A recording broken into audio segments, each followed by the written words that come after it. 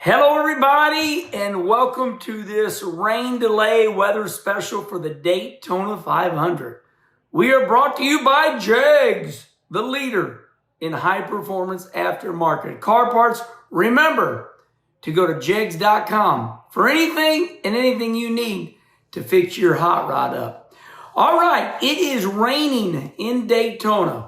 Highlights so far, President Trump came in Air Force One, and boy, it looked good. Had his granddaughter with him. Really good optics.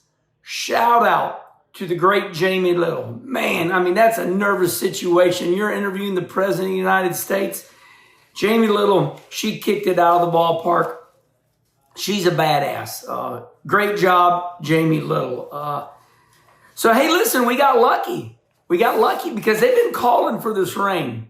And they moved the starting lineup, starting of the race an hour early, hoping to beat all of it.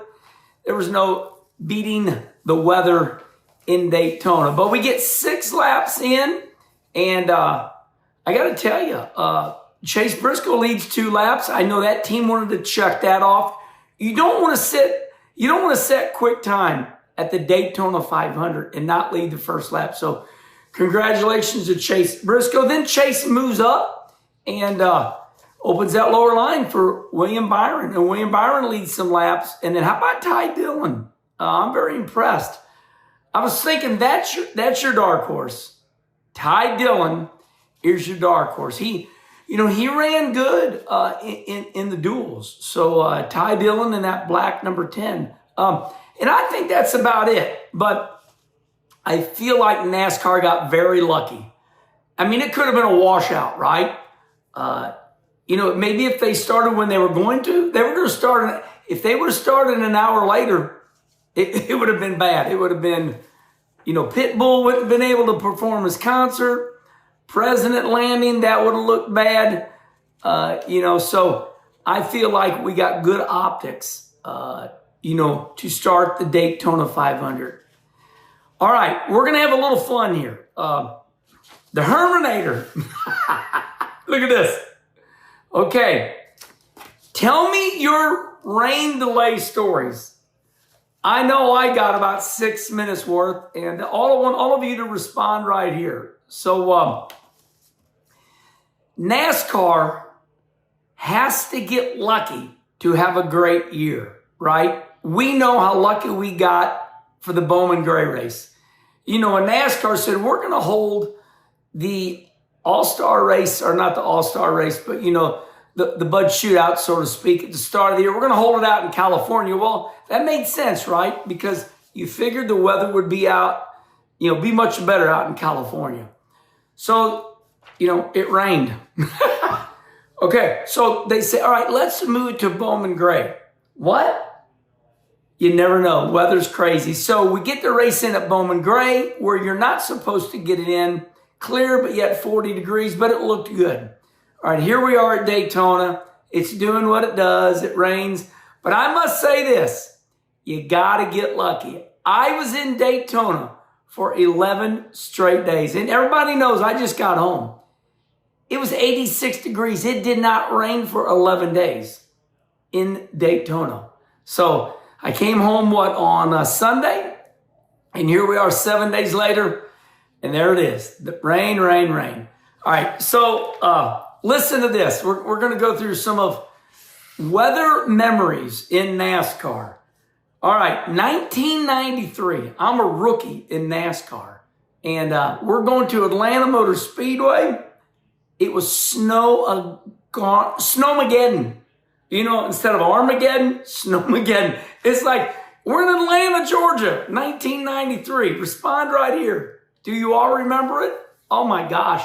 It's like, it's maybe just going to be a little dusting. No, it was like a blizzard. 1993, my rookie year, Daytona. And it just didn't snow us out.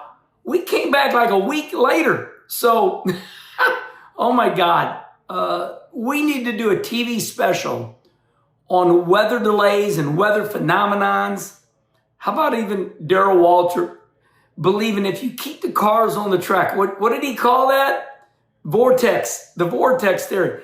Keep the race cars going and it will the air will blow the wind away, will blow the weather away. So just crazy. 1993 Atlanta. Were you there? Respond right here. Okay. Bristol, 2006. I'm in the Xfinity race, okay? And I believe I'm in the Stacker 2 car. We're running along, and all of a sudden I'm seeing stuff hitting my window. You know, of course, Bristol, there's no jacking around. We're going hard. Caution, then red. It snows. You know when you go and get the ice cream, what's the little white pebble ice cream, right? It was like a sleet snow. It must have snowed at Bristol on that Saturday for the Xfinity race, a ½ inch. And here was the crazy part. Everybody gets out of the cars. There was enough snow where people were making snowballs. Literally, an hour later, the sun come out and we're green flag. That was a weather phenomenon. And when you get up to Bristol, you get in those mountains, you never know what you're going to get. Sometimes it can be foggy up there at Bristol, and the fog will not lift until noon, and there'll be no rain. But you never know what you're going to get at Bristol because of those mountains. So far we've talked about that crazy snow, 1993 Atlanta Motor Speedway. We talked about the crazy phenomenon. Was it 2006 Bristol Motor Speedway on that Saturday for the Xfinity race? It's snowing. It's got a ½ inch in like an hour, not even, maybe 2 hours later, we're green flag, the sun's shining. It's like, what just happened? Okay, and then the one that was pretty wild, and it was more like Groundhog Day. Does anybody remember Michigan? About, I don't know, let's say 2000, well, that's 7-8 years ago. It rained on Sunday. It rained on Monday. And I don't think we raced until Tuesday or Wednesday.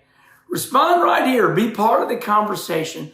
Tell me, do you remember that weather phenomenon in Michigan? We thought, okay, we'll rain down on Sunday. And it rained. It would not quit raining and rained us out on Monday. And I think we raced on that Tuesday or Wednesday. So, all right, listen, this is tongue-in-cheek.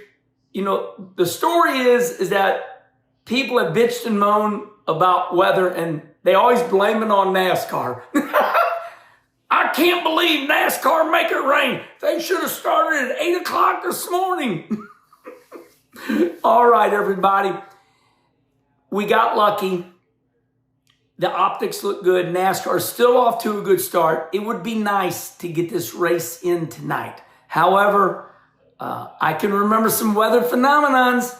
I remember us getting rain delayed at Daytona and on Fox Sports, and we left Daytona, drove home, and on Monday night, they finished the race at Daytona, the Daytona 500, and we went live from the studios in Charlotte because it rained the Daytona 500 out on that Sunday night, and then it rained all Monday, and we finally got that Daytona 500 in on Sunday night. Listen up, everybody. This is part of life. I had fun with a poll. I said, who do we blame this race on? Is it NASCAR's fault or God's? I think we all know it's Mother Nature, and we can't control it.